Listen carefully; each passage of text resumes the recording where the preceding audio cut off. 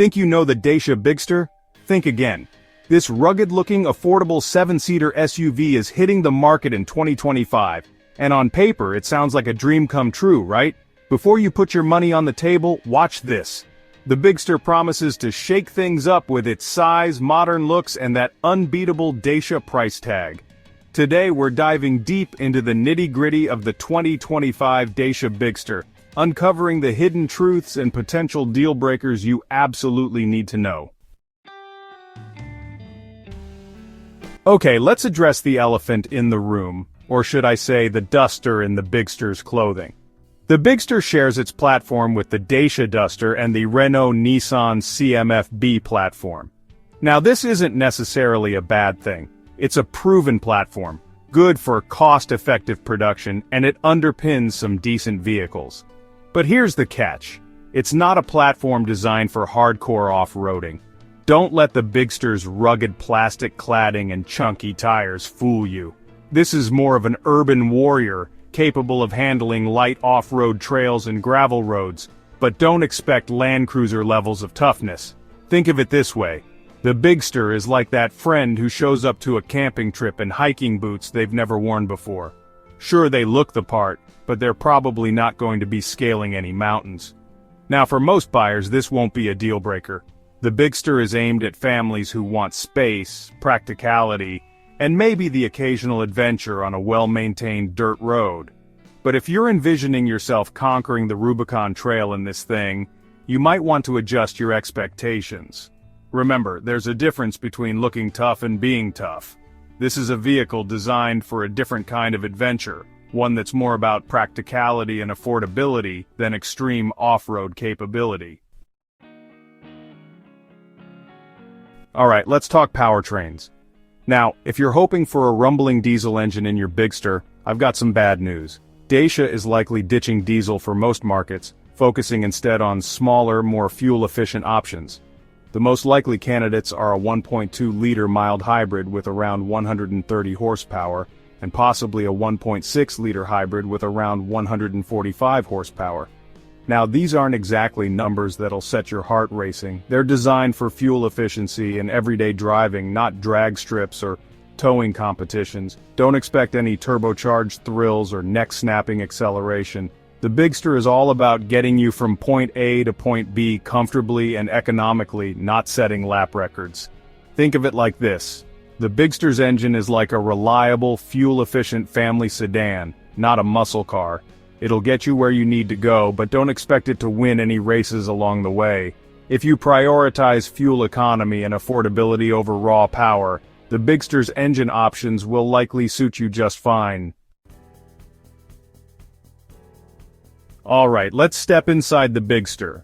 Now, Dacia hasn't reinvented the wheel here. The interior is modern and functional, but don't expect a luxury experience. Think hard-wearing plastics, simple design, and a focus on practicality over plush materials. The infotainment system is expected to be decent, with a touchscreen display and smartphone integration, but don't expect the latest and greatest tech. It's about getting the job done, not blowing you away with fancy graphics or a million features. And speaking of practicality, let's talk about that third row. While the Bigster boasts 7 seats, those in the very back are likely best suited for kids or shorter adults. Cargo space, however, is expected to be a Bigster strong point. Think of the Bigster's interior like a well-designed studio apartment. It's not huge, but it makes the most of the space it has and provides everything you need for comfortable living, or in this case, driving. The price tag? Not as cheap as you think. The Dacia Bigster is expected to start somewhere between 22,000 and 26,000 euros, depending on the trim level. Now that sounds incredibly tempting for a 7-seater SUV, right? But hold your horses. Remember those optional extras I mentioned?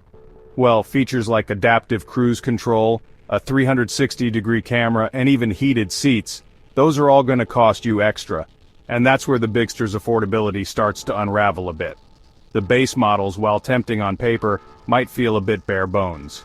You'll need to shell out extra for those creature comforts and safety features that many buyers consider essential these days. So before you get blinded by that attractive starting price, do your homework. Compare what you get as standard on the Bigster with similarly priced rivals like the Duster Prestige or even the Jogger Hybrid. You might be surprised by what you find, and don't rule out the used car market. You can often find a well-equipped larger SUV for the same price as a loaded Bigster. It might not be the shiny new thing, but it could offer more bang for your buck. Remember, affordability is relative. What matters is getting the best value for your money, and that requires careful consideration and comparison shopping. Alright, let's talk safety. Now, the Dacia Bigster isn't going to completely skimp in this department, but it's not exactly leading the pack either. Expect basic active safety features like lane keep assist, automatic emergency braking, and rear parking sensors as standard. But don't expect high-end features like automatic lane changing, radar-guided cruise control, or a comprehensive suite of airbags on the base models. Those might be available as options or on higher trim levels, but again, at an additional cost. And here's the thing, official crash test ratings for the Bigster aren't out yet. Based on the Duster platform and Dacia's track record, it's likely to achieve decent scores. But without those official ratings, it's hard to say for sure how it'll hold up in a crash.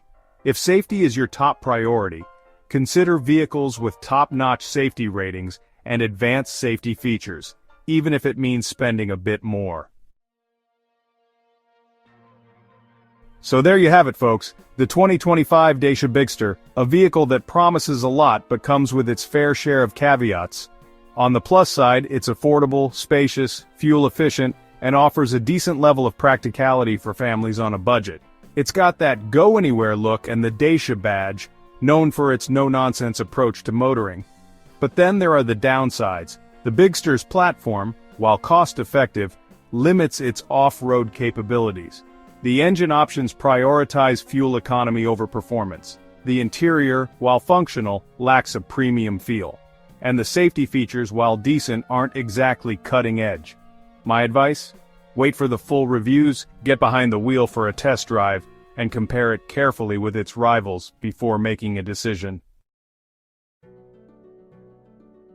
Alright folks, now it's your turn. After uncovering the truth about the 2025 Dacia Bigster, would you still consider buying one? Let me know in the comments below.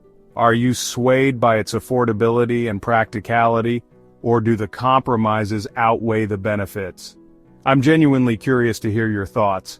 And while you're down there, don't forget to hit that like button and subscribe to the channel for more brutally honest car reviews and insights. Because here at Supercar, we don't sugarcoat things. So, the Bigster. It's like that restaurant with the amazing-looking menu photos, but then the food arrives and it's fine. Edible even. But not quite what you hoped for. The Bigster isn't a bad car, it's just not a great car either. My biggest gripe? The hidden costs. You start ticking option boxes to get a decent level of equipment, and suddenly that tempting price tag isn't so tempting anymore.